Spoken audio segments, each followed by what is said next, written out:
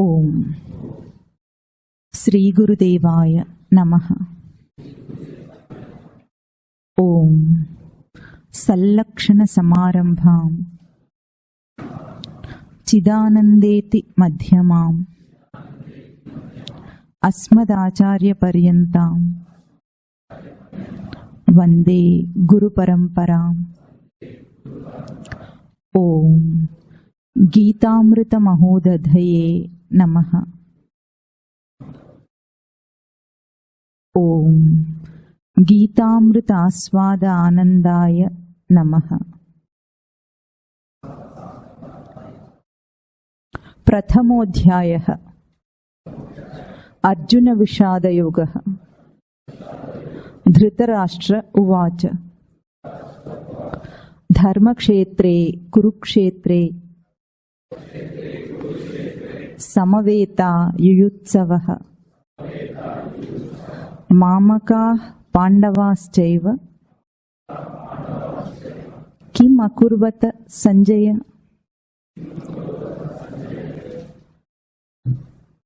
శ్రీమద్ భగవద్గీతోపనిషత్తుల్లో మొదటి అధ్యాయము మొదటి శ్లోకాన్ని పోయిన వారం మననం చేయటం మొదలు పెట్టాము. భగవద్గీతకు ఉద్భవించటానికి కావలసిన ఏ కథా సందర్భం ఉందో దాన్ని పోయిన వారం చెప్పుకోవటం మొదలు పెట్టాము. ఈరోజు ఈ శ్లోకంలో ఒక చిన్న సూచన చేస్తాడు మీకు. అంటే శ్లోకాన్ని భావయుక్తంగా ఎట్లా అర్థం చేసుకోవాలో మీకు ఇప్పుడు ప్రతిరోజు ఇక్కడ అధ్యయనం చేయించటం కుదరదు, కానీ ఈ సూత్రం పట్టుకొని మీరు ఇంట్లో చదువుకున్నప్పుడు అట్లా ప్రయత్నం చేయాలి. ఇప్పుడు ఈ శ్లోకంలో ఒక సంబోధన ఉంది. ముందేమో ఒకరు పలికారు, వాళ్ళ పేరు చెప్తున్నారు. తర్వాత ఎవరిని సంబోధించి చెప్పారో ఆ సంబోధన ఉంది. ఎవరి పలికారు ఇది? ఎవరి ఉవాచ? ఉవాచ అంటే పలకటం. ఎవరిది ఇది? ధృతరాష్ట్రుడు పలికాడు. ఎవరిని సంబోధించి చెప్తున్నారు? సంజయుడు. అంటే ధృతరాష్ట్రుడు సంజయుణ్ణి సంబోధించి చెప్తున్నాడు. సంజయ, హే సంజయ అని వస్తుంది. ఇక్కడ క్రియాపదం ఒకటి ఉంది, దానికి తగిన సన్నివేశం ఒకటి ఉంది. క్రియాపదం ఏమిటంటే ఒక ప్రశ్న అడిగారు. ఏం ప్రశ్న? కిం అకుర్వత అని అడిగారు. అది ప్రశ్న. ఇంకా మిగతాదంతా సందర్భం అన్నమాట. ఇప్పుడు దీన్ని మనం మననం చేసేటప్పుడు ఇది శ్లోకాలన్నీ కూడా పోయటిక్ ఆర్డర్ అంటారు. పద్య క్రమంలో ఉంటాయి. అవన్నీ సంస్కృతం కదా, వ్యాకరణం ప్రకారంగా ఉంటాయి. కానీ మనం అర్థం చేసుకునేటప్పుడు ప్రోజ్ ఆర్డర్ అంటారు. గద్య క్రమంలో వాటిని అర్థం చేసుకోవాలి. దాన్ని దండాన్వయ క్రమం అంటాము. ఆ SBG 1 పుస్తకంలో మీకు అది ఉంది. ఈరోజు ఈ శ్లోకానికి వీడు చెప్తాడు, మీరు గమనించండి. ఎట్లా ముందు ఎవరిని ఉద్దేశించి చెప్తున్నారో, ఎవరిని సంబోధించి చెప్తున్నారో అది ఉంటుంది. సంజయ అంటే హే సంజయ అని వస్తుంది. సంజయ మామక పాండవాశ్చైవ సమవేత యుయుత్సూన్ సమవేతాః. ఎక్కడ జరుగుతుంది? ధర్మక్షేత్రే కురుక్షేత్రే యుయుత్సవః సమవేతాః మామకాః పాండవాః చ ఏవ కిం అకుర్వత అని అడుగుతున్నారు. దీనికి ప్రోజ్ ఆర్డర్ అన్నమాట. అంటే హే సంజయ, ధర్మక్షేత్రమైన కురుక్షేత్రమునందు యుద్ధం చేయగోరి అక్కడికి వచ్చిన వారైన ఎవరు? మామకాహ, నా వారైన కౌరవులు, పాండవులు కూడి ఏం చేస్తున్నారు అని అడుగుతున్నాడు ధృతరాష్ట్రుడు. ఆ ప్రశ్నతో మొదలైంది శ్రీమద్ భగవద్గీతోపనిషత్తులు. ఇదేం ప్రశ్న చెప్పండి? యుద్ధం చేయగోరి అని అన్నాడు కదా, యుద్ధం చేయటానికి వచ్చారు. యుద్ధం చేయటానికి యుద్ధ భూమికి వెళ్ళిన వాళ్ళు ఏం చేస్తారు? క్రికెట్ ఆడతారా? మరి అడగటం ఏమిటి? ఏం చేస్తున్నారు అని అడగటంలోనే మనకు తత్వం అర్థమవుతుందన్నమాట. యుద్ధ భూమికి యుద్ధం చేయాలని వెళ్ళిన రెండు ప్రతిపక్షాలు కూడా యుద్ధమే చేస్తాయి, క్రికెట్ ఆడుకోవు కదా. అయినా అడుగుతున్నారంటే అది ఆ యుద్ధం గురించి కాదు, ఈ యుద్ధం గురించి, మనలో జరుగుతున్న యుద్ధం అని తత్వ సందర్భం. అది ముందు తత్వ సందర్భం. కథకు తత్వ సందర్భం అంటే ఏమిటంటే సబ్జెక్టివ్ కంటెంప్లేషన్ అంటాం. అంటే ప్రతిదాన్ని కూడా తనతో పోల్చుకొని విచారణ చేయాలన్నమాట. ఎప్పుడు మనం పోయినసారి చెప్పుకున్నాం, పురాణ ఇతిహాసముల విలువ ఏమిటంటే ఎక్కడో జరిగిన కథలుగా వాటిని ఊహించుకోవద్దు. ఈరోజు ఇప్పుడు మనలో జరుగుతున్న భారత కథను ఇప్పుడు మనం చూస్తాం. ఆ సన్నివేశాన్ని ఈ రోజు శ్లోకంలోని పదాలతో అర్థం చేసుకుందాం. ముందేమడిగారు? ముందు పదం ఏమిటి? ధర్మక్షేత్రం. ధర్మక్షేత్రం అంటే పోయినసారి ఏం చెప్పుకున్నాం కథా సందర్భంలో? మానవ జన్మ ధర్మక్షేత్రం. రెండో పదం కురుక్షేత్రం. కురుక్షేత్రం అంటే మానవ దేహం కురుక్షేత్రం. చెప్పండి, మానవ జన్మ ధర్మక్షేత్రం, మానవ దేహం కురుక్షేత్రం. ఇప్పుడు ముందు క్షేత్రం అనే పదాన్ని అర్థం చేసుకుందాం. ధాతుపరంగా చెప్పాలంటే క్షీ నివాసగత్యోహన్ ధాతువు. ధారణ చేయగలిగిన వాళ్ళు, గుర్తుపెట్టుకోగలిగిన వాళ్ళు గుర్తుపెట్టుకునే అభ్యాసం చేస్తే కొన్నాళ్ళకు సంస్కృతం వస్తుంది మీకు కూడా. క్షీ నివాసగత్యోహ అంటే ఏమిటంటే ఎక్కడ మనం ఉండి ప్రవర్తన చేసి ఆ ప్రవర్తనలో ఎదుగుతామో అది క్షేత్రం అని అర్థం అన్నమాట. ఎట్లా? ఎక్కడ మనం ఉండి ప్రవర్తన చేసి ప్రవర్తన ద్వారా ఎదుగుతామో అది క్షేత్రం.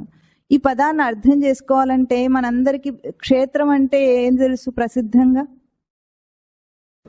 పుణ్యక్షేత్రాలు, ఇంకా వ్యవసాయ క్షేత్రం, ఇంకా క్రీడాక్షేత్రం. తల్లి గర్భాన్ని కూడా క్షేత్రం అంటారు. సరే, ఒక్క ఉపమానంతోనే అర్థం చేసుకుందాం. వ్యవసాయ క్షేత్రం అన్నారు మీరు. పొలం, పొలం అంటే క్షేత్రం, అవునా? పొలంలో ఏం చేస్తాము మనము? బీజం అంటే విత్తనం నాటుతాం. విత్తనం నాటినప్పుడు అది ఏమవుతుంది? మొక్కగా ఎదిగి వృక్షం అవుతుంది. ఇప్పుడు వృక్షంగా అయిన తర్వాత, మొక్క వచ్చిన తర్వాత మనకు బీజం అక్కర్లేదని తీసేస్తామా? తీసేయగలమా? లేదు. అక్కడ ఏం జరిగింది? ఆ విత్తనమే, ఆ బీజమే మొక్కగా ఎదిగింది, పరివర్తన చెందింది, అంటే మారిపోయింది అది. ఇంకా అక్కడ బీజం లేదు, మనం తీయాలన్నా లేదు అక్కడ. అదెట్లాగో అట్లాగే ఈ మానవ జన్మలో మనం ఏం చేస్తామంటే సనాతనంగా జన్మలను పుడుతూ చేస్తూ ఉన్న జీవుడే ఈ జన్మలో ఎదుగుతాడు, పరివర్తన చెందుతాడు, మారిపోతాడు, మారిపోయి ఎదుగుతాడు అన్నమాట. అయితే అక్కడ మొక్కకు సహకరించింది, బీజానికి సహకారాన్ని ఇచ్చింది భూమి, కానీ దానిలో లేని దాన్ని ఇవ్వలేదు. ఇప్పుడు బీజము దేని వల్ల ఎదిగింది? భూమి వల్ల మొక్క అయిందా? బీజం వల్ల అయిందా? బీజం వల్లనే అయింది. అయితే సూర్యరశ్మి కానీ, నీళ్లు కానీ, ఆ భూమి కానీ దానికి సహకారాన్ని ఇస్తాయి, అంతేగాని దాంట్లో లేని దాన్ని తీసుకురావు. అట్లాగే ఈ జన్మ కూడా మనకు ఒక అవకాశాన్ని ఇస్తుంది. కానీ ఈ జన్మలో బీజం ఎవరు? జీవుడు. వాడికి ఇదివరకే వాడు బ్రహ్మస్వరూపుడు. జన్మలను ఎత్తుతూ ఆ పరంపరలో వచ్చి ఇప్పుడు ఈ మానవ దేహంలో ఎదుగుతాడు. ఎదిగి ఏమవుతాడు? మానవ జన్మ తురీయ జన్మ, అంటే ఇంతకంటే గొప్ప జన్మ లేదు. ఇంకా 84 లక్షల జీవరాశుల్లో అన్నిటికంటే గొప్పదైంది మానవ జన్మ. మరి ఇప్పుడు ఎదిగి ఏమవ్వాలి?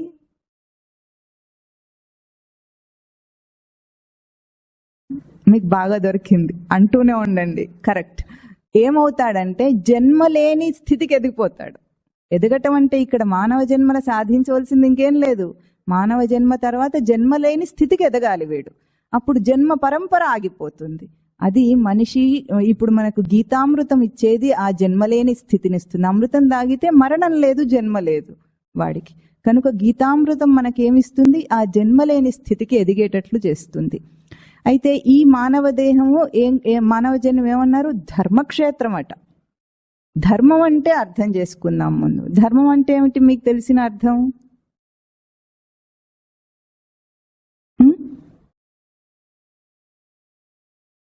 ఏదో ఒకటి కూడా వినిపించకుండా చెప్తున్నారు. ధర్మం అంటే ఏమనుకుంటారు మీరు? నీతి నిజాయితీగా ఉండటం, నా పని నేను చేసుకోవటం అంటున్నారు కొంతమంది, అంతేనా?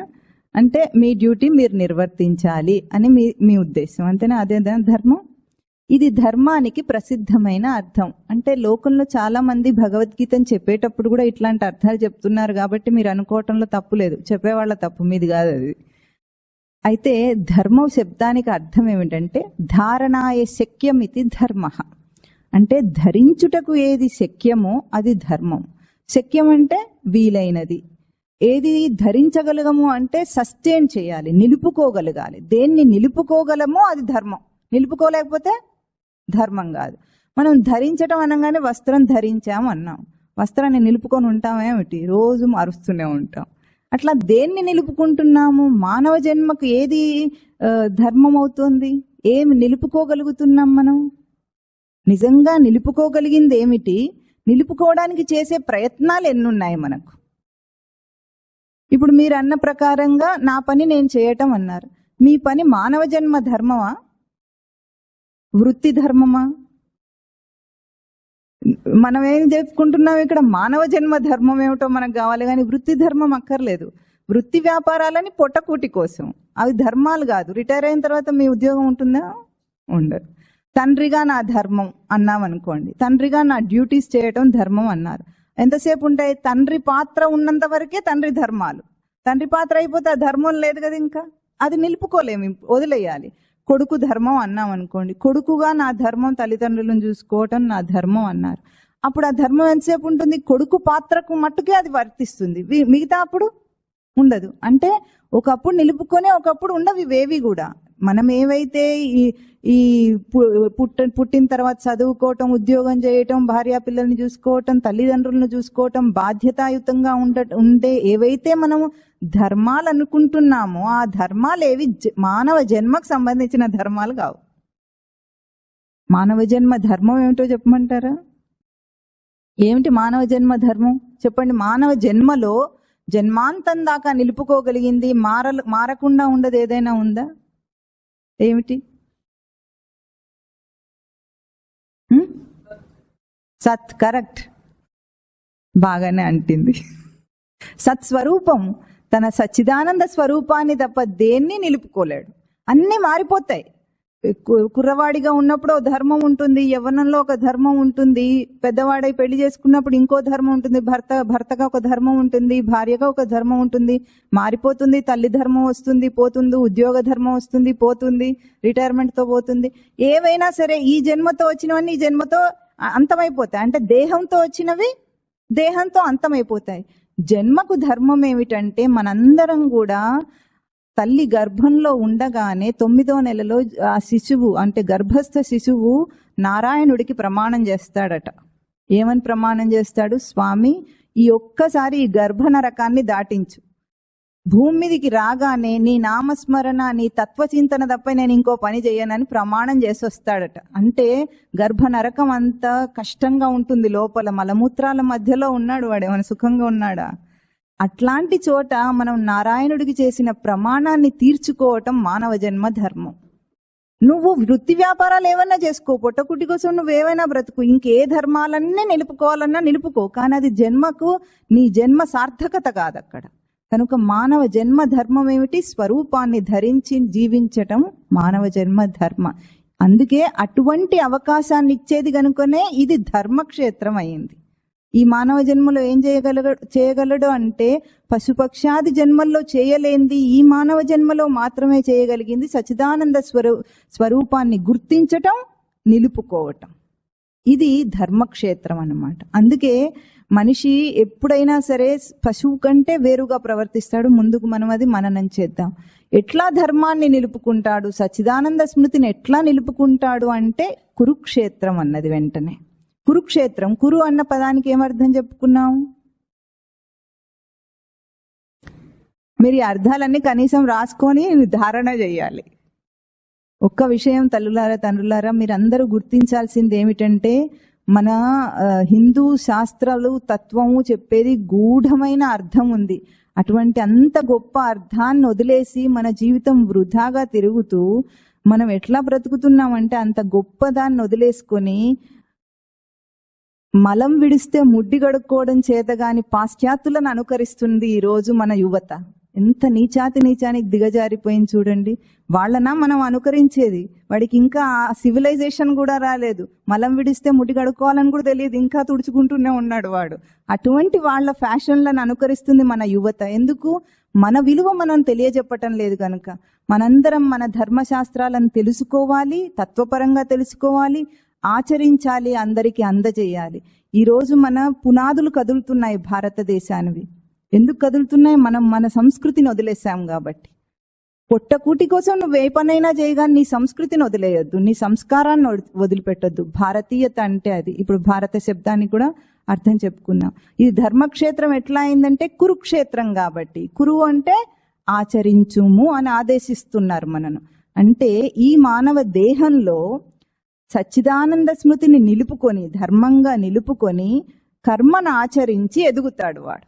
అందుకే ఇది ధర్మక్షేత్రం అయ్యింది, కురుక్షేత్రం కూడా అయ్యింది. అంటే కర్మ ఆచరణ చేత సచ్చిదానంద స్మృతిని గుర్తించగలము, మన ప్రతి కదలికలో గుర్తించగలము, దాన్ని నిలుపుకోగలము. అటువంటి జీవితాన్ని జీవిస్తే అప్పుడు అదేమవుతుంది? ధర్మక్షేత్రము కురుక్షేత్రం అవుతుంది. అయితే ఇదంతా ఎక్కడ చెప్పారు అంటే భారత కథ అన్నాం మనం దీన్ని. పోయిన వారం సమయం సరిపోక భారత శబ్దానికి అర్థం చెప్పుకోలేదు. భారతీయులమా కదా మనందరం? ఇండియన్సా? మీరు అంటున్నారు కానీ స్వామివారు అయితే కాదని తిడుతున్నారు. మీరందరు ఇండియన్సే అంటున్నారు. ఎందుకంటే భారతీయత లేదు కదా. భారతీయ శబ్దానికి ఏమి అర్థం అంటే స్వభాసి స్వయం రతః ఇతి భారతః. స్వభాసి స్వయం రమతే ఇతి భారతః తస్యేదం భారతీయం. అంటే స్వభాసి తన స్వతసిద్ధమైన ఆధ్యాత్మిక ప్రకాశంలో ప్రవర్తించేవాడెవడో వాడు భారతీయుడట. మనం ఎటువంటి క్రీడ అంటే భారత శబ్దానికే అర్థం అది. తన ఆధ్యాత్మిక ప్రకాశంలో ఉంటాడు వాడు, వేరే విషయ ప్రకాశంలో ఉండడు. ఈ మెటీరియలిస్టిక్ థింగ్స్ కోసం దేనికైతే వెంపర్లాడుతున్నారో మనుషులు, అది వాడి తేజస్సు కాదు. వాడికి ఏమిటి? లోపల స్వయం ప్రకాశం ఉంది. నా ప్రకాశంతో నేను ప్రవర్తిస్తున్నాను కానీ బయట ప్రకాశాలతో ప్రవర్తించడు. ఆధ్యాత్మిక తేజస్సుతో ఎవడు ప్రవర్తిస్తాడో వాడు భారతీయుడు. అందుకే మన ఋషులు మునులు వాళ్ళకి విజ్ఞానం లేకనుకున్నారా? ఈ ఏరోప్లేన్లు కనిపెట్టడం అవన్నీ వాళ్ళకి చిన్న విషయాలు, చిన్న చిన్న విషయాలు, లౌకిక విషయాలు. వాటి మీద వాళ్ళు దృష్టి పెట్టనే లేదు. వాళ్ళకి ఆ విద్య ఉంది, అయినా వాళ్ళు దృష్టి పెట్టలేదు. ఎందుకు? ఇది మానవ జన్మ కర్తవ్యం కాదు. మానవ జన్మ దీనికోసం రాలేదు. ఈరోజు సైంటిస్ట్ నేను అది కనుక్కొని ఇది కనుక్కొని గొప్పవాడైనాను అన్నాడు. ఎన్ని కనుక్కున్నా నిన్ను నువ్వు తెలుసుకోవట్లేదు. నీ స్వయం ప్రకాశం నీకు అర్థం కాలేదు. భారతీయులు ఎప్పుడూ కూడా బయట విషయాల మీద దృష్టి పెట్టలేదు. మన ఋషులు కూడా ఎప్పుడు పెట్టలేదు. వాళ్ళకి విజ్ఞానం ఉంది. ఇక్కడ కూర్చొని ఏ టెలిస్కోప్ లేకుండానే ఖగోళ శాస్త్రాన్ని చెప్పగలిగారు. ఏ టెలిస్కోప్లు ఏవి గణిత శాస్త్రం చెప్పారు, అన్ని మన నుండే వచ్చినాయి. ఎట్లా? స్వభాసి స్వయం వ్రతః. తన ఆధ్యాత్మిక ప్రకాశంలో ప్రవర్తించాలి వాడు. అటువంటి ప్రకాశాన్ని వదిలేసి పిచ్చివాళ్లే తిరుగుతున్నారు ఈరోజు యువత. ఎవరు కారణం? అభిమానపడద్దు మీరందరూ, తల్లిదండ్రులే కారణం. యువత కారణం కాదు, పిల్లలు కారణం కాదే. దానికి మన పెంపకం కారణం, మన విద్యా వ్యవస్థలు కారణం. కనీసము విద్యా వ్యవస్థను మనమైతే మార్చలేం కదా, దాన్ని మార్చలేం, అది పెద్ద స్కామ్లో ఉంది కాబట్టి. కానీ మన ఇళ్లల్లో పిల్లలకు నేర్పించాల్సిన సంస్కారాన్ని నేర్పించకపోతే వాళ్ళని కని పాడు చేసిన వాళ్ళని అయ్యామని. కన్నాం కదా, కన్నప్పుడు బాధ్యత మనదా కాదా? అందుకే వాళ్ళకి నేర్పించండి. ఈ రోజు నుండి నేర్పించడం మొదలు పెట్టండి. ప్రతి చిన్న విషయంలో ఎట్లా ఉందంటే, ఇంకా ముందుకు కౌరవుల గురించి చెప్పినప్పుడు మనకు తెలుస్తుంది మన పిల్లలు ఎట్లాంటి వాళ్ళు, మనం ఎవరము. అంటే ఇప్పుడు ఏమిటి? భారత కథ ఏం చేసింది? కథ అంటే కథనం చేయటం, నరేట్ చేసిందనమాట. అంటే ఒక స్టోరీ రూపంలో మన ధర్మక్షేత్రము కురుక్షేత్ర లక్షణాలను కూడా అది కథనం చేసి చూపించింది. ఎట్లా ఆధ్యాత్మిక ప్రకాశంలో ప్రవర్తించి వాడు ఎదుగుతాడు అని చూపించింది. కానీ ఇద్దరు అన్నదమ్ములు పోట్లాట కాదు భారత కథ. మన ఆధ్యాత్మిక ప్రకాశంలో మనం కర్మనాచరించుకుంటూ ఎట్లా ఎదగాలో కథారూపంగా చూపించింది భారత కథ. అయితే ఇక్కడ ఏమంటున్నారు? ధర్మక్షేత్రము కురుక్షేత్రము అని మొదలు పెట్టారు. ఎట్లా భారత కథ ధర్మక్షేత్రం అయిందో మనం పోయినసారి ఒక కథ చెప్పుకున్నాం కొద్దిగా. ఆ కథను మళ్ళీ కొంచెం తత్వపరంగా చెప్పుకుందాం. శంతను మహారాజుతో మొదలైంది, అవునా? శంతను పదానికి అర్థం ఏమిటంటే, శం అంటే సుఖం, తను అంటే దేహం. దైహిక సుఖమే ప్రధానంగా ఎవరు బ్రతుకుతాడో వాడు శంతను. దేహంతోనే సుఖం అనుకుంటాడు. కథలో మనకు తెలుసు కదా, శంతను మహారాజు ఏం చేశాడు? యుక్త వయసులో ఉన్న భీష్ముడు యువరాజుగా అర్హుడై ఉండగా ఆ సమయంలో ఆయనకు సత్యవతితో ప్రేమ అవసరమా? అందులో సత్యవతి తండ్రి ఏం చేశాడు? సత్యవతికి పుట్టిన పిల్లలు మాత్రమే కురు రాజ్యానికి వారసులు కావాలనంటే, అట్లాంటి ఒక నిబంధన కండిషన్ పెట్టినా కూడా ఇంకా సత్యవతిని మర్చిపోలేక నేను ఆమెనే ప్రేమిస్తున్నాను అన్నాడు. అంటే ఒక అర్హుడైన యువరాజు ఉండి కూడా ఆ వయసులో కామమోహితుడు అయ్యాడనమాట. కానీ శంతను లక్షణం ఎట్లా ఉంది? 84 లక్షల దేహాల్లో మనిషి జీవుడు ఏం చేశాడు? దేహంతోనే సుఖం అనుకొని బ్రతికాడు. దేహానికి తిండి, దేహానికి ప్రత్యుత్పత్తి అంటే సెక్స్ చేయటము, దేహం కోసమే రక్షణ వ్యవస్థ, దేహం కోసమే అన్ని సుఖాలు, ఇట్లాగే బ్రతికాడు కదా. దాన్ని ఏం చేసింది భారత కథ? తొలగించింది. ఇప్పుడు శంతను మహారాజు ఎవరిని ప్రేమించాడన్నది చాలా ముఖ్యం. ఆయన లక్షణం బాగాలేదు, కానీ ఆయన ప్రేమించింది సత్యవతిని. సత్యవతి అంటే రూపవతి అన్నాం అనుకోండి, అంటే మంచి రూపం కలది. గుణవతి అంటే సత్యం కలది సత్యవతి.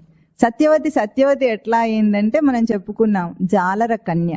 జాలర కన్యను పరాశర మహర్షి శుద్ధి చేశాడు.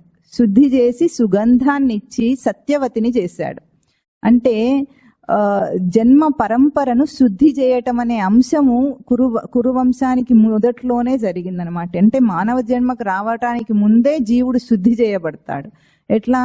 సత్యవతికి ఒక తేజస్సునిచ్చాడు. వేదవ్యాసుడు అనే ఒక తేజస్సునిచ్చాడు. వేదవ్యాసుడు ఎవరు? వేదవ్యాసుడంటే వ్యాసుడంటే సాక్షాత్ పరమాత్మ, సచ్చిదానంద స్వరూపమే. ఆయన వేదవ్యాసుడు ఎందుకయ్యాడంటే వేదములను విస్తృతం చేశారు. విస్తృతం అంటే విస్తారం చేసి మనకు గ్రంథస్థం చేసి అందించారు. పూర్వం ఎట్లా ఉండేది? వేదములు రాసి పెట్టలేదు. గురు శిష్య పరంపరలో ఒకరికొకరు చెప్పుకుంటూ వెళ్ళిపోయేవారు. అట్లా ఉంది. కానీ కలియుగంలో మందబుద్ధులకు ధారణ శక్తి ఉండదు కనుక వాటిని గ్రంథస్థం చేసి విస్తృతం చేసి మనకు అందించారు కనుక ఆయన వేదవ్యాసుడు అన్నారు. వేదములంటే సచ్చిదానందముల స్వరూపం. సచ్చైతన్య ప్రకాశ నివాస విచారణ జ్ఞాన సమృద్ధి అనే అంశములే వేదములు. మన జన్మలో సచ్చిదానందములను విస్తృతం చేసే అంశం ఏదుందో ఆ దైవీ అంశమే వ్యాస భగవానుడు. అయితే ఏం చేశారు? శంతను మహారాజు అంశాన్ని తొలగించి వ్యాసుని అందులోకి దింపింది కథ. ఎట్లా? శంతను మహారాజు కుమారులైన విచిత్ర వీర్యుడు, చిత్రాంగదుడు ఇద్దరిని వాళ్ళు చచ్చిపోయిన తర్వాత వాళ్ళ భార్యలకు అంబిక, అంబాలిక ఇద్దరికి కూడా ఎవరి వల్ల పిల్లలు కలిగారు? వేదవ్యాసుడి వల్ల. ఎవరు కలిగారు? ధృతరాష్ట్రుడు, పాండు మహారాజు. ఇక్కడ కూడా విచిత్రం ఏమిటంటే అంత వేదవ్యాసుని శక్తి తేజస్సు ఇచ్చినా కూడా అంబిక యొక్క అసమర్థత అక్కడ కనిపించింది. మళ్ళీ గుడివాడే పుట్టాడు, అజ్ఞానే పుట్టాడు. ఎందుకు పుట్టాడంటే వేదవ్యాసుడనే ఒక తేజస్సును ధరించడానికి కూడా అర్హత ఉండాలి. ఈరోజు మానవ జన్మని ఎంతమంది మానవులు ఉన్నారు లోకంలో? అందరు మనుషులే అంటారా? మనిషి యొక్క తేజస్సును ధరించే అర్హత కూడా లేదు వాళ్లకు. పశుతుల్యంగా బ్రతుకుతున్నారు. లేకపోతే మనిషికి ఏ నిగ్రహ శక్తి ఉంటుందో అది ఆవగింజలో అరభాగం కూడా వాడికి తెలియకుండా బుద్ధి పుట్టినట్టు బ్రతికేస్తున్నారంటే వాళ్ళు ఎట్లా ఉన్నారు? ఇంకా మనుషులు కాలేదు. ఇంకా ఏదో దాన్ని ఏమంటారంటే స్వామివారు లాట్లో నెట్టేసినట్టు ఏదో మనిషి జన్మ ఎత్తారు. ఇప్పుడు పుట్టిన వాళ్ళందరూ అందరిది ఒకే మానవ జన్మ కాదు. ఇప్పుడు ఇన్ని కోట్ల ప్రజలు ఉన్నారు కదా, వాళ్ళందరిది ఎట్లా ఉంటుందంటే ఒకడేమో ఇప్పుడే మొదటిసారి మానవ జన్మను ఎత్తినవాడు ఉంటాడు, ఒకసారి 10 జన్మలైన వాడు, 100 జన్మలైన వాళ్ళు, అట్లా 100ల జన్మలైన వాళ్ళు ఋషులుగా అవుతారు. అంటే మానవ జన్మ తేజస్సును ధరించడానికి కూడా అర్హత కావాలి.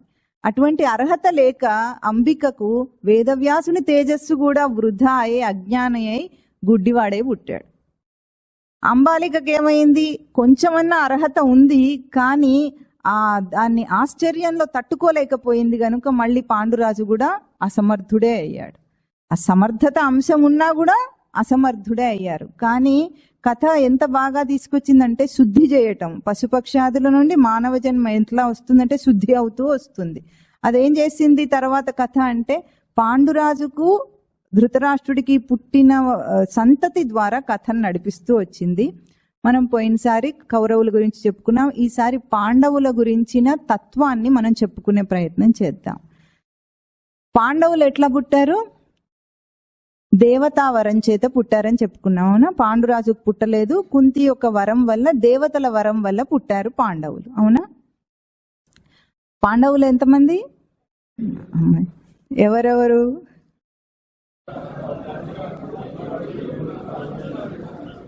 ధర్మరాజు, భీముడు, అర్జునుడు, నకులుడు, సహదేవుడు.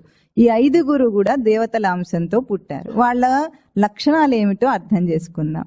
ధర్మరాజు ఏ దేవతాంశంతో పుట్టాడు? యమధర్మరాజు అంశం. యమధర్మరాజు లక్షణం ఏమిటండి?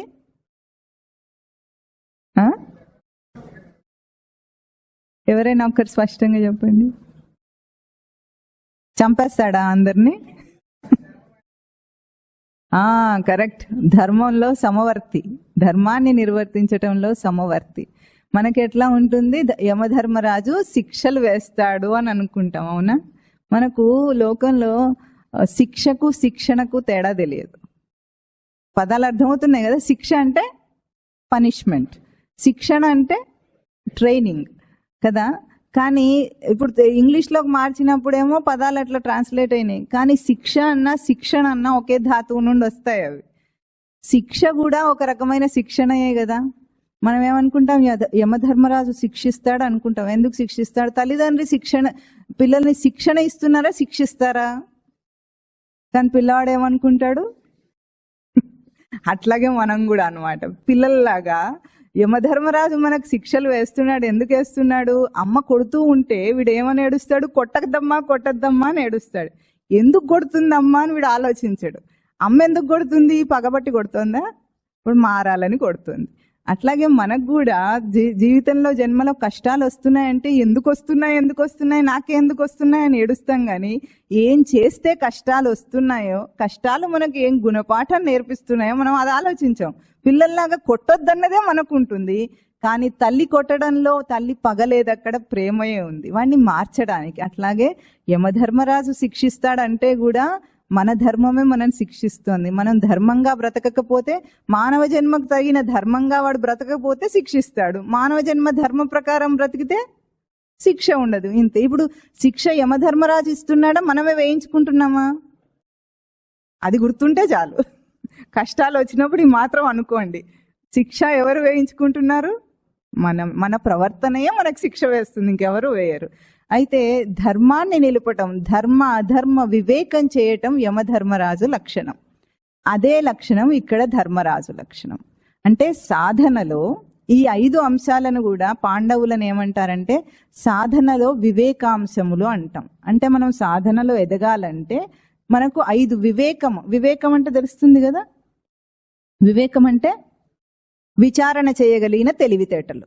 ఈ వివేకాంశములు 5 కూడా పంచపాండవులు. మొదటిది ఏమిటి? సాధనలో ధర్మాధర్మ వివేకం చేయగలగాలి సాధకుడు. అంటే ఏది ధర్మము, ఏది అధర్మము. ఎందుకంటే భగవద్గీత మొదలు పెట్టడమే ధర్మం అన్న పదంతో మొదలైంది. దీన్ని ఉపక్రమం అంటారు. ఉపసంహారం కూడా ధర్మ పదంతోనే అవుతుంది. ఉపసంహారం అంటే ముగించటం. సర్వధర్మాన్ పరిత్యజ్య అంటాడు స్వామి. అంటే ఎందుకంటే మనం ధర్మాలన్నీ కల్పించుకొని ఏవేవో ధర్మాలు అనుకుంటున్నాం. ఈ లోకంలో ఉండే డ్యూటీస్ అన్ని ధర్మాలు అనుకుంటున్నాం కాబట్టి ఆయన ధర్మాలన్నీ వదిలేయాలని చివరికి చెప్పాడు. మధ్యలో చేసిన బోధంతా నిజమైన ధర్మం ఏమిటో చెప్తుంది. కనుక ఇప్పుడు ధర్మ అధర్మ వివేకం చేయగలిగిన మొదటి లక్షణం ఏమిటి? సాధకుడికి ఉండవలసింది ఈ ధర్మరాజు లక్షణం. తర్వాత 5 చెప్పుకుందాం. ఇది మొదటి లక్షణం. అంటే ఈ మానవ జన్మలో చేయాల్సిన కర్తవ్యం ఏమిటి, మనం చేస్తున్నది ఏమిటి తరచి చూసుకోవాలంతే. చచ్చిపోయేదాకా మనం చేసిన ఏ డ్యూటీస్ అని మీరు ఇందాక చెప్పారో అవి చేసి చచ్చిపోయేటప్పుడు మిగిలింది ఏమిటి? వృద్ధాప్యం వచ్చిన తర్వాత అందరూ వీడిని విసుక్కుంటారు, అవునా లేదా? నువ్వు ఎంత పెద్ద పోస్ట్లో ఉండి రిటైర్ అయినా సరే అందరికీ భారమే అవుతాడు. కానీ ఎంత ఆస్తి ఇచ్చినా సరే పిల్లలు మళ్ళీ తీసుకెళ్లి వృద్ధాశ్రమంలో వేస్తారే కానీ నువ్వు సాధించింది ఏమిటి నీ ధర్మాల వల్ల?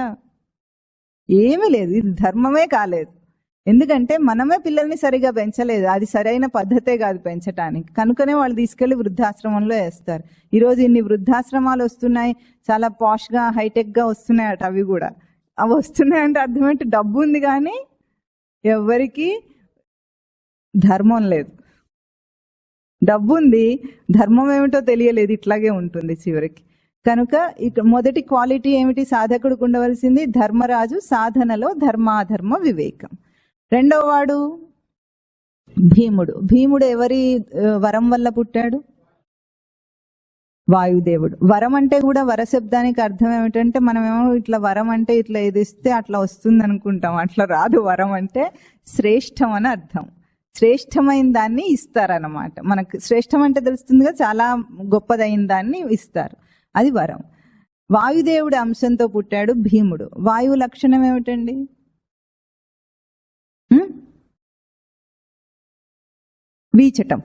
వీచటం అంటున్నారు. వాయువుకి ఇంకొక పేరు కూడా ఉంది, ప్రభంజనుడు అంటారు. వాయువు లక్షణం ఏమిటంటే కంటికేమో కనిపించదు, కానీ దాని వేగం ఎంత ఉంటుంది? వాయువుని మనం ఆపగలమా? ఆపలేము. సునామీ లాంటిది వచ్చినప్పుడు అది ఏం చేస్తుంది? పెద్ద పెద్ద వటవృక్షాలైనా సరే కూకటి వేళ్లతో సహా పెకిలించి పారేస్తుంది.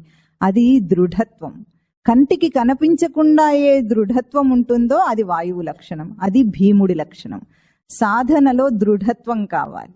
ఎంత దృఢత్వం కావాలి అంటే, వాయువు ఎట్లాగైతే వృక్షాలను అన్నిటినీ పెకిలించి పారేస్తుందో, ధర్మాధర్మ వివేకం చేసుకున్న సాధకుడికి సాధనలో ఎదుగుతున్నప్పుడు వాడికున్న పూర్వపు అలవాట్లన్నీ కూడా కూకటి వేళ్లతో పెకిలించేస్తుంది సాధన దృఢత్వం. ఏ అలవాట్లు ఉంటాయి వాడికి అంటే, మామూలు వాడికి ఉండేవి కాదు, మహా గొప్పవాడికి ఉండే అలవాట్లు ఏమిటి ఉంటాయి?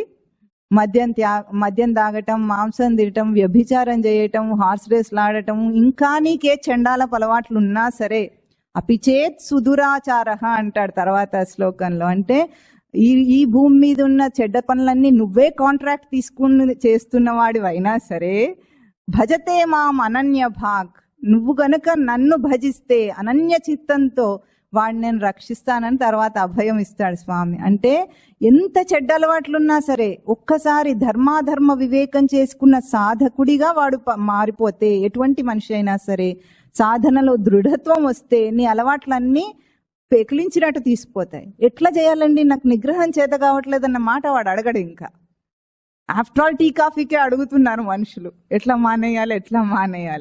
ఆఫ్టర్ ఆల్ అవి నువ్వు సాధన చేయాలనుకున్న నీ ధర్మం ముందు ఇవన్నీ పనికొస్తాయా? ఎట్లా ఉంటే ఉఫ్ అంటే ఎగిరిపోవాలి. మనం ముందే వాయువు లక్షణంతో ఉన్నామా లేదా? రెండో సాధనాంశం ఏమిటి? సాధనలో దృఢత్వం. మూడవ వారు ఎవరు? అర్జునుడు. అర్జునుడు ఎవరి వరంతో పుట్టాడు? ఇంద్రుడు. ఇంద్రుడి లక్షణం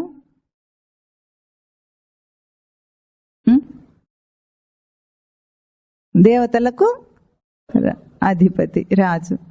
ఇంద్రుడిని మనకు తెలిసినంత మటుకు సినిమాల్లో చూపించే ఇంద్రుడు ఎట్లా ఉంటాడు? ఎవ్వరు తపస్సు చేస్తున్నా సరే ముందు భయపడిపోతాడు. ఎందుకు? ఏ ఋషి తపస్సు చేసినా, ఏ రాక్షసుడు తపస్సు చేసినా ఈయన సీట్కే భంగం కదా. ముందు ఒక అప్సరసుని తీసుకెళ్లి వాళ్ళ దగ్గరకు పంపించేస్తే, వాళ్ళ తపస్సు భంగం చేస్తే సరిపోతుంది. ఇవన్నీ మనకు సినిమా వాళ్ళు చూపించే కథనాలు, అవి ఇంద్రుడి లక్షణం ఏం కాదు. ఇంద్రుడు అంటే, ఇంద్రుడి యొక్క తేజస్సు ఏమిటంటే, ఇంద్రుడికి వజ్రాయుధం ఉందా? వజ్రాయుధం అంటే వజ్రంతోనే ఆయుధం తయారు చేయబడింది. వజ్రాయుధం అంటే ఏమిటి? వజ్రం ఎటువంటి మెటీరియల్? Hardest material. దాన్ని ఇంకా దేంతోనూ కూడా కోయలేం మనం. దాని వాటానికి ఏది ఆగదు. అటువంటి సాధనలో కరుకుతనం ఉండాలి సాధకుడికి. అంటే మొదలు పెడితే వెనుదిరగడం అనే లక్షణం ఉండకూడదు. ఇంకా మొదలు పెడితే ముందుకెళ్ళటమే కానీ వెనక్కి తిరగటము, వెన్ను చూపించటం అనే బేలతనం, పిరికితనం ఎవరికి ఉండదో అది అర్జునుడు. అంటే ముందేముండాలి? ధర్మాధర్మ వివేకం ఉండాలి, సాధనలో దృఢత్వం ఉండాలి, మూడవది సాధనలో కరుకుతనం ఉండాలి. దాన్ని టెనాసిటీ అంటారు. అంటే ఇంకా దాన్ని ఎట్టి పరిస్థితుల్లో కూడా సాధిస్తాడు. కథలో మనకు ముందుకు అదే కనిపిస్తుంది. అందరూ ఓడిపోయినా ఒక్క అర్జునుడే నిలబడతాడు కనుక ఆ సాధనలో కరుకుతనం కావాలి మనిషికి. 3, 4, 5 ఎవరు? నకుల సహదేవులు. నకుల సహదేవులు ఏ దేవతల వరం వల్ల పుట్టారు? అశ్విని దేవతలు. అశ్విని దేవతలు ఏమిటి? వాళ్ళ పోర్ట్ఫోలియో ఏమిటి? రోగాన్ని నయం చేస్తారు. దేవతల వైద్యులు అంటారు వాళ్ళని. అంటే దేవతలకు కూడా మనలాగానే రోగాలు వస్తాయి, జలుబులు, దుమ్ములు, దగ్గులు. వాళ్ళకు కూడా ఒక డాక్టర్ కావాలని అర్థం కాదు. అక్కడ ఏమిటంటే అర్థము, అన్నిటికంటే పెద్ద రోగం ఏమిటి?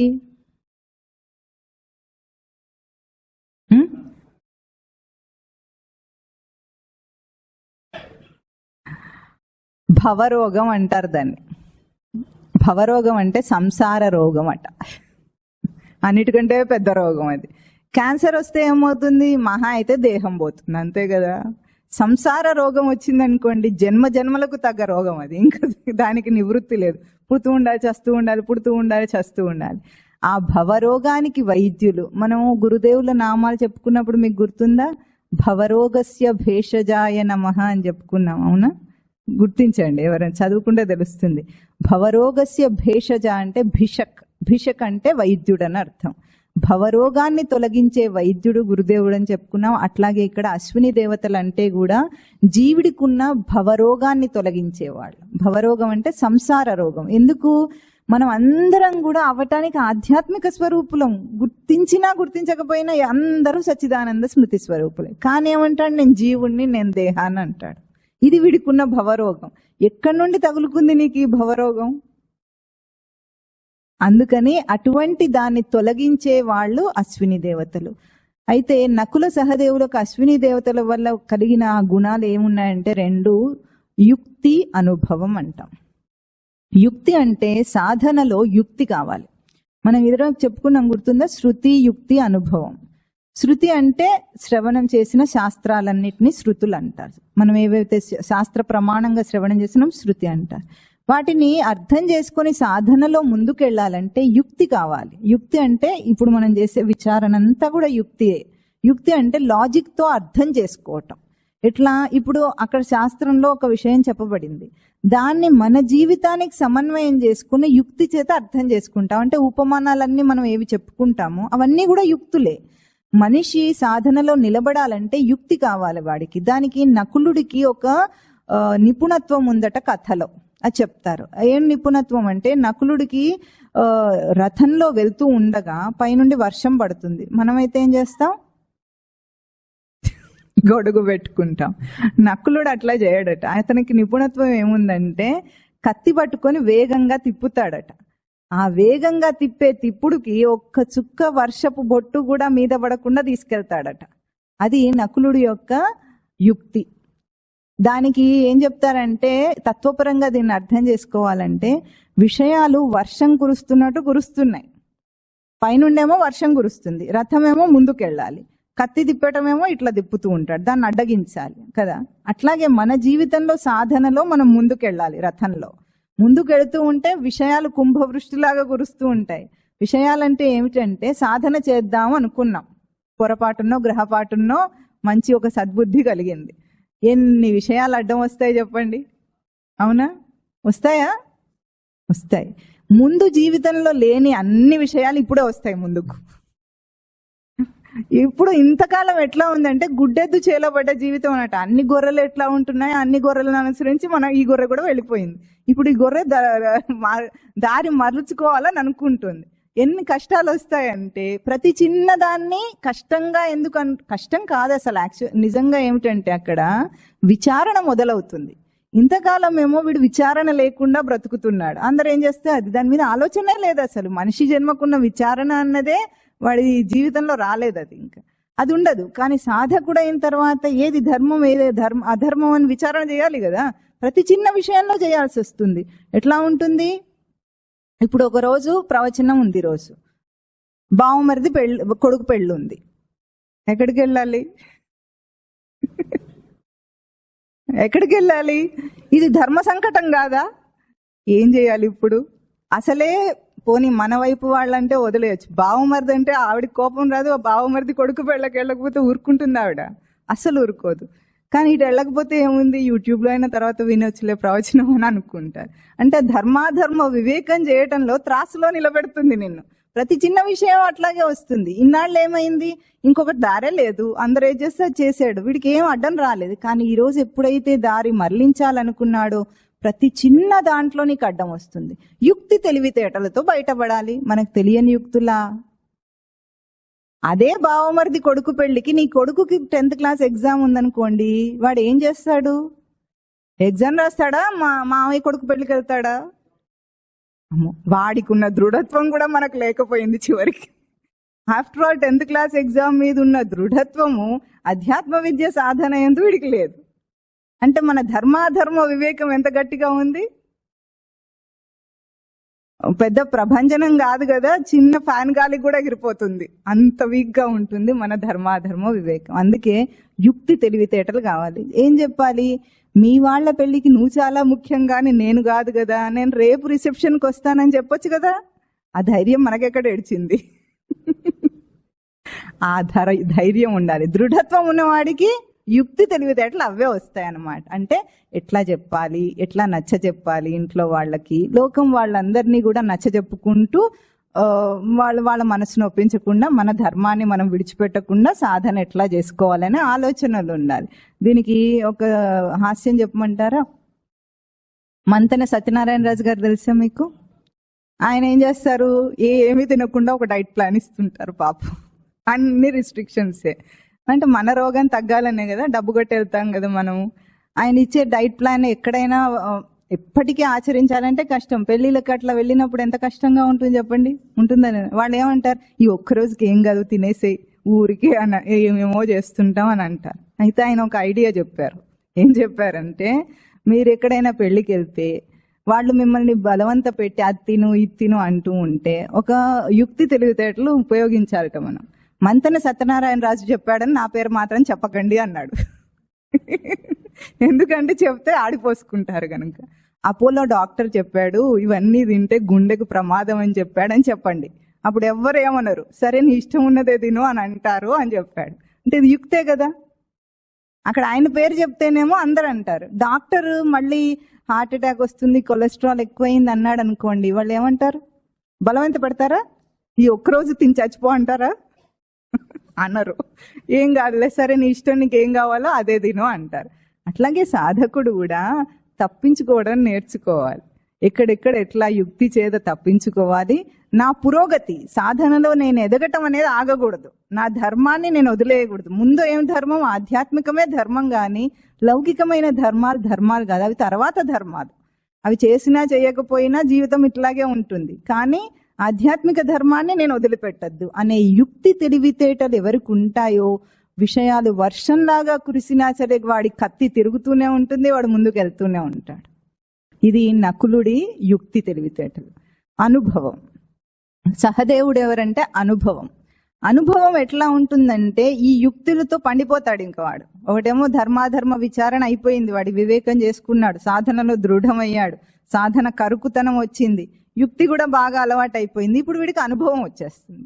అనుభవం ఉన్న వాళ్ళు ఎవరైనా సరే ఎట్లా పనిచేస్తారు? లోకంలో అనుభవజ్ఞులు చేసే పని ఎట్లా ఉంటుందంటే, ఇప్పుడు వంటగదిలో ఆడవాళ్ళు వంట చేస్తున్నారు, మగవాళ్ళు కూడా అప్పుడప్పుడు చేస్తూ ఉంటారు కదా. చేస్తారా? ఎవరన్నా చేస్తారా? అమ్మ చేయాలి కూడా. ఆడవాళ్ళకి సహాయం చేయాలి, వాళ్ళు నెలసరి వచ్చినప్పుడు వండి పెట్టాలి, మీ డ్యూటీ అది. అయితే ఎట్లా ఉంటుంది, ఆడవాళ్ళు అయితే ఒక గిన్నెలో ఎంత పదార్థం ఉందో దాన్ని చూస్తారు, ఆశువుగా తీసి అట్లా ఉప్పేసేస్తారు. వాళ్ళు వేస్తే అది కరెక్ట్గా వస్తుంది, అవునా? వాళ్ళు కొలుస్తారా? లేదు. అప్పుడప్పుడే వంట మొదలు పెడుతున్న మగవాళ్ళు అయితే ఏం చేస్తారు, ఆవిడ కొలత చెప్తుంది, లేకపోతే వీడియో చూస్తారు. 10 గ్రాములు ఉప్పు వేయాలని అనుకున్నారు, ఒక చెంచా 10 గ్రాముల చెంచా తీసుకొస్తాడు, 10 గ్రాములు కొలుస్తాడు, ఇట్లా అంటాడు, దాన్ని అందులో వేస్తాడు. అంత చేసినా సరే అది ఉప్పు సరిగా ఉండదు.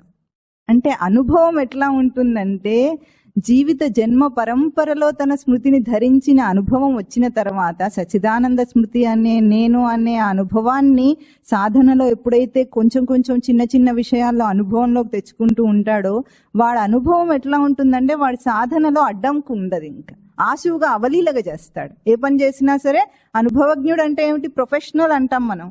ప్రొఫెషనలిస్ట్ ఎట్లా చేస్తాడు? ఆశువుగా చేస్తాడు, కష్టపడాడు దానికి. అట్లాగే సాధన కూడా కష్టం లేకుండా సునాయాసంగా సాగిపోతూ ఉంటుంది. ఏం చేయాలి, ఇది కష్టంగా ఉందనుకోడు, సహజంగా ఉంటుంది. అప్పుడు సహజంగానే ఉన్నాను, నేనేం కొత్తగా చేయటం లేదన్నంతగా అనుభవం వస్తుంది. ఈ పంచ వివేకాంశములు ఉండాలి మనకు. ఇప్పుడు మీరు చెప్పండి, ధర్మరాజు సాధనలో ధర్మాధర్మ వివేకం చెప్పండి. భీముడు సాధనలో దృఢత్వం, అర్జునుడు సాధనలో కరుకుతనం,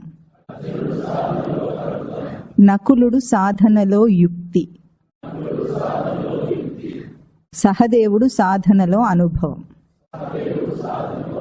ఇవి మీరు మర్చిపోవద్దు, ఎందుకంటే వాళ్ళ పాత్ర వచ్చినప్పుడు టక్కున మనకు లక్షణం గుర్తు రావాలి. అప్పుడు మన కథ ముందుకు సాగుతూ ఉంటుంది. ఇప్పుడు ఇటువంటి ఈ కథలో ఈ పాండవులేమో ఇటువంటి దేవతాంశతో పుట్టారు. దేవతలు అంటే ఏమిటంటే, దేవతల వరం అంటే, దేవత అంటే ప్రకాశం అని అర్థం. ఒకటి దేవత శబ్దానికి అర్థము ప్రకాశము, ప్రవర్తన. అటువంటి శ్రేష్టమైన ప్రకాశంతో, శ్రేష్టమైన ప్రవర్తనతో, వరంతో పుట్టిన వాళ్ళు పాండవులు. కౌరవులను కూడా మనం చెప్పుకున్నాం పోయినసారి. వాళ్ళు ఎట్లా పుట్టారు? అక్రమంగా పుట్టారు. సీసాల్లో పుట్టిన టెస్ట్ ట్యూబ్ బేబీస్ వాళ్ళు. వాళ్ళ క్రమం ఎట్లా ఉంది, అక్రమం ఎట్లా ఉంటుందంటే, ఒక చిన్న దోషమైనా సరే దాన్ని తొలగించాలి. దుర్యోధనుడు పుట్టిన వెంటనే చాలా అపశకునాలు వచ్చినాయట. అపశకునాలు వస్తే ధృతరాష్ట్రుడు మంత్రి అయిన విదురుడు ఏం చెప్పాడంటే, దుర్యోధనుడిని చంపేయమని చెప్పాడు. ఎందుకు? వీడి వల్ల కురు వంశానికే కీడు కలగబోతుంది కాబట్టి వాడిని చంపేయమని చెప్పాడు. అప్పుడు విదురుడు ఒక రాజనీతి చెప్తాడు. ఆ రాజనీతి ఏమిటంటే, ఒక కుటుంబంలో ఒక వ్యక్తి వల్ల నష్టం కలిగేటట్లుగా ఉంటే ఆ వ్యక్తిని చంపేయాలి. ఒక గ్రామంలో ఒక ఇంటి వల్ల నష్టం కలిగేటట్లుగా ఉంటే ఆ గ్రామాన్ని తొలగించాలి. ఒక దేశంలో ఒక గ్రామం వల్లనే నష్టం కలిగేటట్లుగా ఉంటే ఆ గ్రామాన్ని నాశనం చేయాలి. ఇది రాజనీతి. ఎందుకు అట్లా చేయాలి? ఒక్కడి వల్లనే అంత చెడిపోతుందా అంటే, కడివెడి పాలల్లో ఒక్క ఉప్పు కళ్ళు వేస్తే ఏమవుతుంది? అన్ని పాలకు ఒకటే కదండి అని వదిలేస్తే ఏమవుతుంది? మన లోపల ఏ ఒక్క దుష్టభావం వచ్చినా సరే అది మనను ఎట్లా ఉంటుందంటే, కథలో జరిగింది అదే. కథలో ఏం జరిగింది? ఇప్పుడు మన లోపల ఒక దుష్టభావం వస్తే ఎట్లా ఉంటుందంటే, దానికి ఉపమానంగా మన దేహంలో క్యాన్సర్ వస్తుంది కదా. క్యాన్సర్ అంటే ఒక వ్యాధి కాదు అది. క్యాన్సర్ ఎట్లా వస్తుందంటే, మన లోపల దేహంలోనే ఒక కణము అది అపరిమితంగా నియంత్రణ లేకుండా పెరిగితే దాన్ని క్యాన్సర్ అంటాం. మన దేహంలో అన్ని కూడా అవయవాలన్నీ కూడా కణాలతోనే ఏర్పడతాయి. కానీ అవి ఎట్లా ఉంటాయి? క్రమబద్ధంగా ఉంటాయి. అవి ఏర్పడటానికి క్రమబద్ధంగా ఏర్పడినప్పుడు అవయవాలు, అంగాలన్నీ లోపల ఏర్పడినాయి. అవన్నీ మన ప్రవర్తనకు అవసరం వస్తున్నాయి కదా. అదేమో ఒక క్రమం. అక్రమంగా పెరిగితే అంటే దానికి నియంత్రణ లేకుండా ఏ కణమైతే పెరిగిపోతూ ఉంటుందో దాన్ని క్యాన్సర్ అంటాం. ఆ క్యాన్సర్ ఎందుకు పెరిగింది దేహంలో అంటే, మన రోగ నిరోధక శక్తి దాన్ని ఆపలేకపోయింది. మన ఇమ్యూన్ సిస్టమ్ ఫెయిల్ అయింది ఎప్పుడో, అప్పుడు ఆ క్యాన్సర్ పెరిగిపోతుంది. దాన్ని అన్కంట్రోల్డ్గా వచ్చేసినప్పుడు ఇంక తర్వాత మనం దాన్ని ఆపలేము. అది ఎట్లా? మనం ప్రాణాంతకం అయింది కదా. అట్లాగే మన లోపల కలిగే ఏ ఒక్క చిన్న దుష్టభావం అయినా సరే మన మానవ జన్మ తేజస్సునే వృధా చేస్తుంది. కథలో మొదటి నుండి చివరి దాకా కూడా కౌరవులు ఎప్పుడూ కూడా, దుర్యోధనుడు ఎప్పుడు కూడా అపాండవం చేయాలని కోరుకున్నాడు. చిన్నతనం నుండి కూడా భీముడికి విషం పెట్టడము, లాక్షాగృహంలో వాళ్ళని తగలబెట్టాలనుకోవటము, ప్రతి దాంట్లో సరే పాండవులను నాశనం చేయాలి, రాజ్యం నేను కొట్టేయాలి. ఇది వీడి ప్రయత్నం. ధర్మరాజు ఎటువంటి వాడు? ధర్మరాజు ఏమనుకున్నాడు? కౌరవులు నా తమ్ములు అనుకుంటూ ఉంటాడు ఎప్పుడు చూసినా. సరేలే పోనీ పాపం అనుకున్నాడు. ఇప్పుడు దుర్యోధనుడి యొక్క విచ్చలవిడి ప్రవర్తన, స్వేచ్ఛా ప్రవర్తన ఎవరి వల్ల ఆ సంభవం అయింది? ఎవరు అలుసిచ్చారు?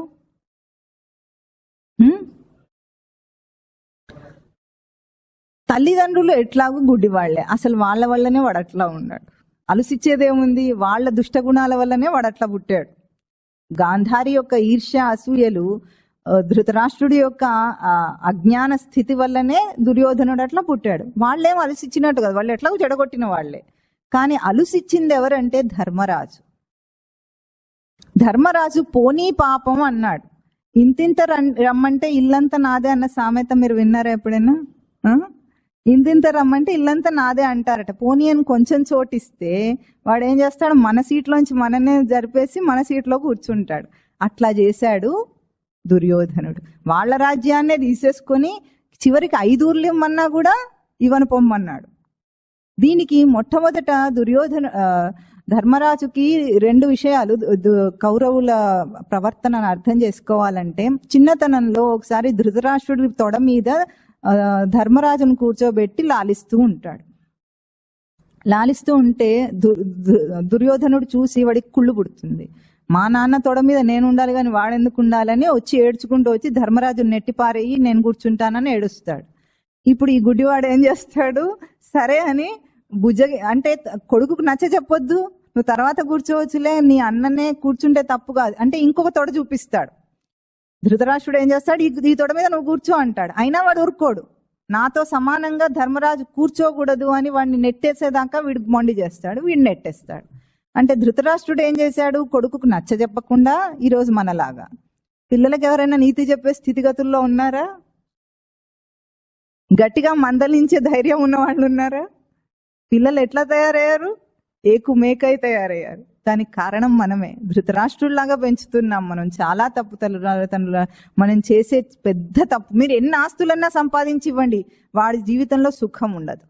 సంస్కారం నేర్పించకపోతే సుఖం మాత్రం రాదు. డబ్బెంతనైనా ఉండనివ్వండి దండగా. చివరికి ఏమంటాడు, నువ్వు నాకేం చేసావని అడుగుతాడు. మీరు కోట్ల ఆస్తి ఇచ్చిన తర్వాత ఈ మాట అడుగుతాడు వాడు. లేకపోతే చిన్నతనంలో డిప్రెషన్లు ఏమిటి, అసహనం ఏమిటి? మనుషులు చిన్న చిన్న పిల్లలకు అసహనం. ఒక మాట చెప్తే వాడు వినడు. ఎవరైనా పెద్దవాళ్ళు వస్తే లేవరా అంటే లేస్తాడు ఎవడన్నా?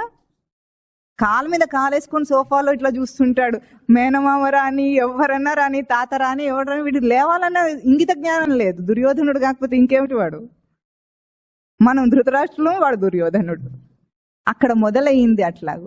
తర్వాత ఏమైంది, కుమార విద్యా ప్రదర్శన అని పిల్లలందరూ కూడా గురుకులం నుండి వచ్చిన తర్వాత విద్యా ప్రదర్శన చేశారు కదా, ఒక సభ ఏర్పాటు చేశారు.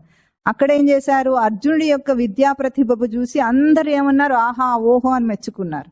మెచ్చుకున్నప్పుడు అప్పుడు సభలోంచి కర్ణుడు లేచి వచ్చాడు. కర్ణుడు లేచి వచ్చి నేను కూడా అర్జునుడితో సమానంగా విద్యా నిపుణత చూపించగలను, ధనుర్విద్య చూపించగలను అన్నాడు. అందరు పెద్దవాళ్ళందరూ వారించారు. ఏమన్నారు, నువ్వు క్షత్రుయుడివి కాదు కనుక నువ్వు పోటీ పడటానికి వీల్లేదు రాజకుమారులతో అని చెప్పారు. దుర్యోధనుడు లేచి వచ్చి టకటక ఏం చేశాడు, ఒక సింహాసనం తెచ్చి ఒక కిరీటం తెచ్చి రాజ్యాభిషేకం చేసి నీకు అంగరాజ్యాన్ని ఇస్తున్నాను అన్నాడు.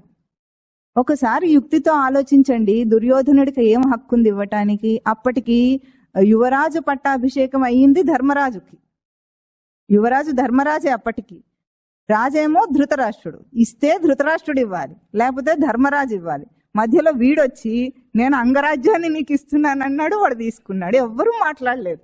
నువ్వెవరో ఇవ్వటానికి, ఎవరాస్తి అనుకుంటున్నావు ఇవ్వటానికి అని ఎవరు అడగలేదు. ధర్మరాజు కూడా ఏం చేశాడు, పోనీలే తమ్ముడు అనుకున్నాడు. పోనీలే తమ్ముడు అనుకుంటే ఏకుమేకై కూర్చున్నాడు కర్ణుడు. అంటే దుర్యోధనుడి పన్నాగం ఏమిటంటే, ముందు నుండే వాడి పన్నాగం ఏమిటి, పంచపాండవులను ఓడించాలంటే వాడికి శక్తి కావాలి. భీముణ్ణి ఓడించడానికి నేను సరిపోతా, గదాయుద్ధంలో మేమిద్దరం సమానం అనుకున్నాడు. ధర్మరాజు పెద్దగా గట్టి యోధుడేం కాదు కదా, ధర్మ వివేకం ఉంది కానీ యోధుడేం కాదు, పోతాడు. నకుల సహదేవులు అయితే చిన్నపిల్లలు, వాళ్ళని ఏమిటి ఎదిరించేది అన్నట్టు ఉంది. ఉన్నవాడెవడు, అర్జునుడు. గట్టిగా ఉన్నవాడు. అర్జునుడిని ఎదిరించడానికి వీడి దగ్గర ఎవరు లేరు. కర్ణుడు కనిపించగానే వీడి ప్రాణం లేచి వచ్చింది. అంటే అర్జునుడికి సమానమైన పోటీని ఇవ్వగలవాడు కర్ణుడు గనుక నా వైపు నేను తిప్పుకోవాలని అంగరాజ్యాన్ని దానం చేశాడు. ఇక్కడ చేసిన తప్పేమిటంటే, భీష్మద్రోణులు ఉన్నారు, అందరు పెద్దవాళ్ళందరూ ఎవరు ఏం మాట్లాడలేదు. వాళ్ళ పాత్రలు ముందుకు వస్తాయి. ఎంతెంత ధర్మాత్ములో ఒక్కొక్కరు చూద్దాం, మనలాంటి ధర్మాత్ములే వాళ్ళందరూ కూడా. అక్కడ ఏం చేసిండు, ధర్మరాజు చేసిన తప్పేమిటంటే అలుసిచ్చాడు దుర్యోధనుడికి. అలుసివ్వటం వల్ల ఏమైంది, తర్వాత ధర్మరాజు ఏమనుకుంటున్నాడంటే ఆస్తి పంచుకున్నట్లుగా తమ్ముడికి నేను సగం రాజ్యం ఇస్తానన్నాడు. సగం రాజ్యం ఇవ్వటానికి రాజ్యం వాళ్ళ ఆస్తి కాదు. రాజ్యం అంటే ఎవరు, ప్రజలు. దేశం అంటే మట్టి కాదోయ్. అట్లాగే రాజ్యం అంటే ప్రజలు. ప్రజలు ఎట్లా ఉండాలి, ప్రజలకు ఒక మంచి రాజు పరిపాలన ఇవ్వటం అనేది రాజధర్మం. దాన్ని వదిలేసి దుష్టుడైన వాడికి సగం రాజ్యం ఇస్తే ప్రజలు కదా బాధపడేది. ఆ మాత్రం ఆలోచించకుండా సోదర ప్రేమను చూపించాడు అక్కడ. సోదర ప్రేమ ఏమిటి, మీరిద్దరు ఇప్పుడు మన వాళ్ళు ఉంటారు చూడండి, చీఫ్ మినిస్టర్ పదవి వచ్చిన తర్వాత నా బావమరిదికి ఒక పోస్ట్ ఇస్తా, నా తమ్ముడికి ఒక పోస్ట్ ఇస్తా అన్నట్టు వాళ్ళు ఆస్తులు పంచుకోవటమా రాజ్యం అంటే? ప్రజా పరిపాలన అంటే ప్రజలను రక్షించాలి, వాళ్ళకి ధర్మపాలన ఇవ్వాలి. అసలే ఆ వంశంలో ఎట్లా వస్తుంది, శంతను మహారాజు వృధా, తర్వాత ధృతరాష్ట్రుడు పనికిరాని వాడే, పాండురాజు పనికిరాని వాడే. ఎన్నో సంవత్సరాలకు ధర్మరాజుకి ఒక సమర్థుడైన యువరాజు వచ్చి ఆ ధర్మ పరిపాలనలో ప్రజలందరూ సుభిక్షంగా ఆనందంగా ఉంటుంటే నేను తమ్ముడికి ఇస్తానంటే ఏమర్థం, దుష్టుడైన వాడికి రాజ్యం ఇస్తానంటే తప్పు కదా. అది ధర్మరాజు చేసిన తప్పు. అట్లాగే మనందరం కూడా మన ధర్మాధర్మ వివేకం ఎట్లా ఉంటుందంటే, ప్రజలంటే తనకు కలిగిన భావాలు, మనకి ఏ భావాలు కలుగుతున్నాయో అవన్నీ కూడా ప్రజలే. మన భావాలను మనము నిజమైన ఆధ్యాత్మిక ధర్మాధర్మ విచారణ చేత రక్షించుకోవాలి. వాటిని ఎట్లా పాలన చేయాలి, ఎట్లా ఆధ్యాత్మికంగా ఎదగాలనే ఉండాలి. కానీ లౌకికమైన ధర్మం వైపు మనం మొగ్గు చూపినప్పుడు ఏమవుతుంది? సరేలే ఇది ఒక్కసారే కదా. మద్యం తాగటం మానేశాడు ఒకానొక సాధకుడు, అలవాటు ఉండింది. ఏదో ఒక పార్టీకి వెళ్ళాల్సి వచ్చింది. ఏం చేస్తారు ఫ్రెండ్స్ అందరూ? ఏం చేస్తారు? ఇది ఒక్కసారే కదా అంటాడు. ఇది ఒక్కసారే కదా అంటే వీడు కూడా గట్టిగా కాదని లేకపోతాడు. సర్లే ఇది ఒక్కసారే కదా అంటాడు, తాగేస్తాడు. ఆ ఒక్కసారి ఎన్నిసార్లు అవుతాయి? ఎన్నిసార్లు అవుతాయంటే అది అలవాటు అవుతుంది. అలవాటు అంటే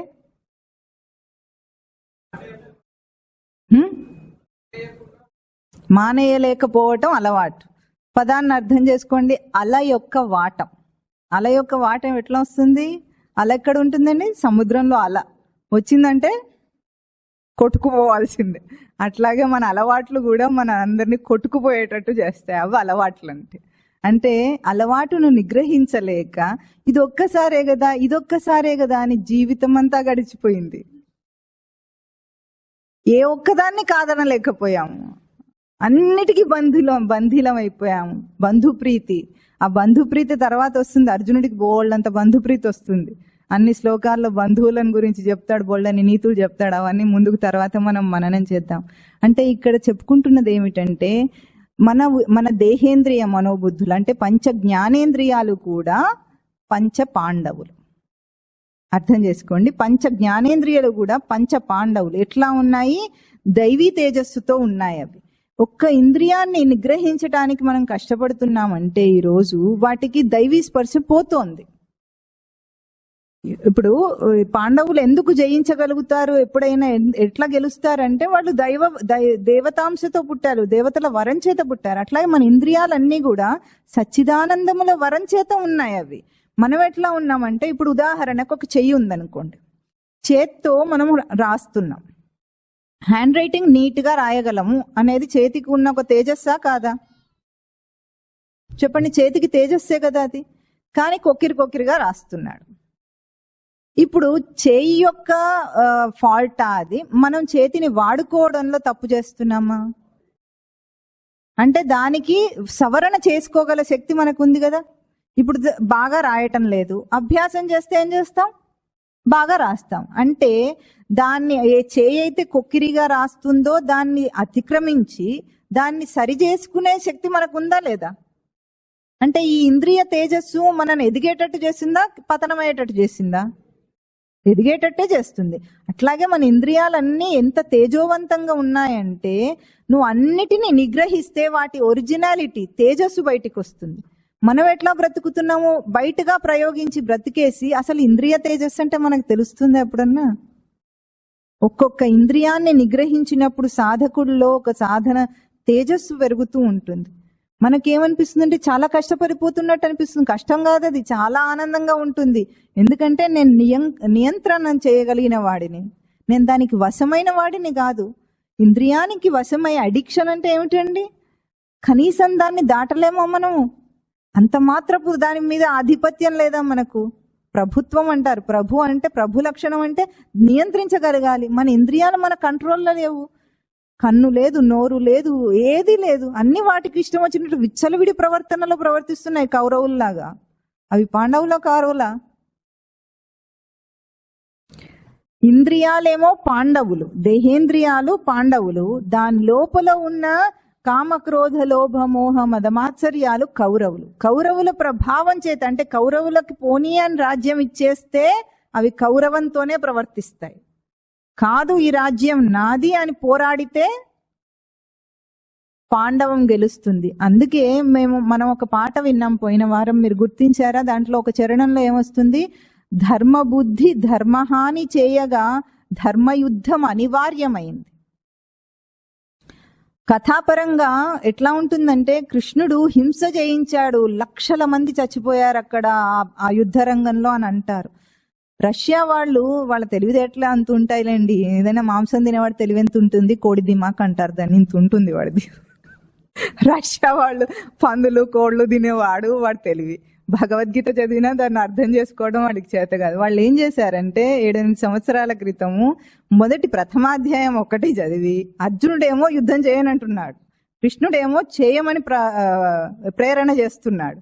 అంటే కృష్ణుడు హింసాకాండను ప్రేరణ చేస్తున్నాడని భగవద్గీతను బ్యాన్ చేశాయట. అందుకే మాంసం తింటే తెలివి ఇంతే ఉంటుందని చెప్పేది. ఎందుకు మానేయాలంటే సాధనకు పనికిరాదు, వివేకం వికసించదు అక్కడ. అందుకు ఇన్నిసార్లు చెప్తాం కానీ మీరు మాంసం తింటే మాదేం పోయింది, ఏమి పోదు, మీదే దిమాగ్ చిన్నది అవుతూ వస్తుంది అనమాట. అంటే ఆలోచన సంకుచితమైన ఆలోచన వస్తుంది. కనుక వాళ్ళు రష్యా వాళ్ళు ఏం చేశారు, బ్యాన్ చేశారు భగవద్గీతను. అసలు భగవద్గీత కథా సందర్భాన్నే అర్థం చేసుకోవటం చేతగాలేదు. వెంటనే స్వామి సాంఖ్యయోగం 2వ అధ్యాయం ఏమిటి, సాంఖ్యయోగం అంటే ఆత్మానాత్మ వివేకం చెప్పారు, అది చదవనే లేదు, బ్యాన్ చేసి పారేశాడు హింసాకాండాన్ని. అసలు ఆ హింస ఏమిటి, అహింస ఏమిటి అన్న దానికి నిర్వచనం చేసింది భగవద్గీత. లోకంలో ఎవరెవరు ఎట్లా హింసించుకుంటున్నారో కథ ద్వారా మనకు చూపించింది. ధర్మరాజు హింసించుకుంటున్నాడా, అహింస చేస్తున్నాడండి? ప్రజలను హింసించడమా, కౌరవులకి అంటే దుర్యోధనుడికి రాజ్యం ఇవ్వటం అంటే ప్రజాహింస అవుతుందా, అహింస అవుతుందా? హింస అవుతుంది. దాన ధర్మం చేయడానికి నీ అబ్బా వస్తే అదేమన్నా అట్లా ఎట్లా ఇస్తారు? ప్రజలంటే ఏమన్నా మనుషులా, వాళ్ళు ఏమన్నా వస్తువులా? నీ ఇష్టం వచ్చినట్టు పంచుకోవడానికి ఇళ్ళు అంటే పంచుకుంటావు, దాంట్లో నష్టమే ఉండదు. ప్రజలను ఎట్లా పంచుకుంటావు? ప్రజాపాలన నీ ధర్మం కాదా, రాజధర్మం కాదా? ప్రజలను సవరైన పాలనలో ఉంచటం మరి ఎట్లా ఇస్తాడు? తప్పు కదా, అది హింస. బంధుత్వం హింస, అది సరైంది కాదు. అది మనం తర్వాత అర్జునుడికి స్వామి చేసే బోధలో మనకు ముందే అది తేలిపోతుంది, ఏది హింసయో ఏది అహింసయో. అర్జునుడు కూడా అహింసావాదిలాగా మాట్లాడుతూ వస్తాడు, నేను వాళ్ళని చంపను వీళ్ళని చంపను, నెత్తుటి కూడి తినను, అది ఇది అని చాలా పెద్ద పెద్ద మాటలు మాట్లాడతాడు.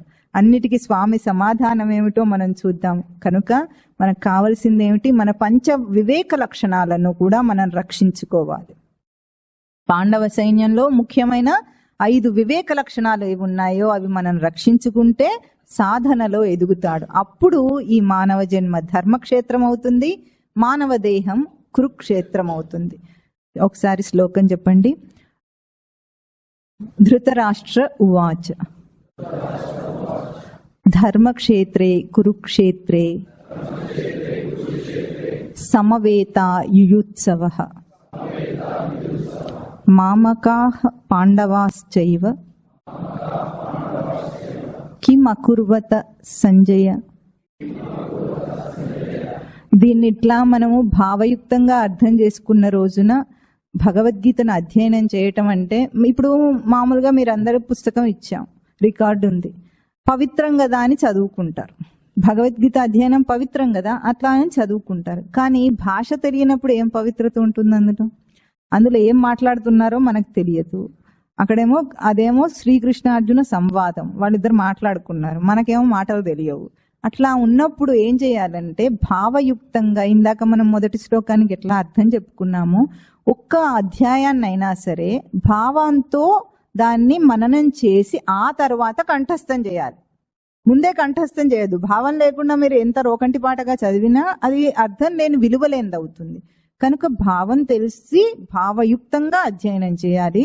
దీనికి వీడికి ఒక ఉపాయం తోచింది చెప్తాను. మీ అందరిలో చాలా మంది ఎక్కువగా ఆసక్తి ఉన్న వాళ్ళు ఎవరైనా ఉంటే, భగవద్గీత నేర్చుకోవాలి భావయుక్తంగా అనుకుంటే, ఇక్కడ మనం ప్రవచన సమయంలో చేయలేం కనుక ఆన్లైన్లో కూడా మనం క్లాసెస్ పెట్టుకోవచ్చు. మీ ఆసక్తిని బట్టి ఎంతమంది ముందుకు వస్తారో దాన్ని బట్టి, ఇప్పుడు ప్రతిసారి వీడికి ఇక్కడికి రావాలన్నా మీరందరు రావాలన్నా కూడా కష్టం కనుక ఇప్పుడు మనకున్న టెక్నాలజీని వాడుకొని మనం ఆన్లైన్లో కూడా క్లాసెస్ పెట్టుకొని భావయుక్తంగా, ఇప్పుడు SBG 3 పుస్తకాలు ఉన్నాయి మీ దగ్గర, లేని వాళ్ళు కూడా ఎవరెవరు కావాలంటారో తెప్పించిస్తారు. SBG 3లో ఏమిటంటే శ్లోకం ఏ క్రమంలో ఉందో అదే క్రమంలో తెలుగు అర్థాలు ఉంటాయి. ఆ తెలుగు అర్థాలంటే తెలుగు మనకు వచ్చిన భాష కాబట్టి తెలుగుని మనము పోయిటిక్ ఆర్డర్ నుండి ప్రోజ్ ఆర్డర్కి మార్చగలం, అవునా?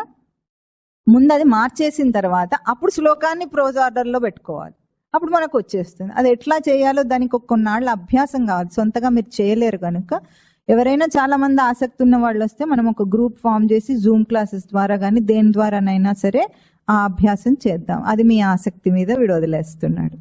ఓం తత్ సత్.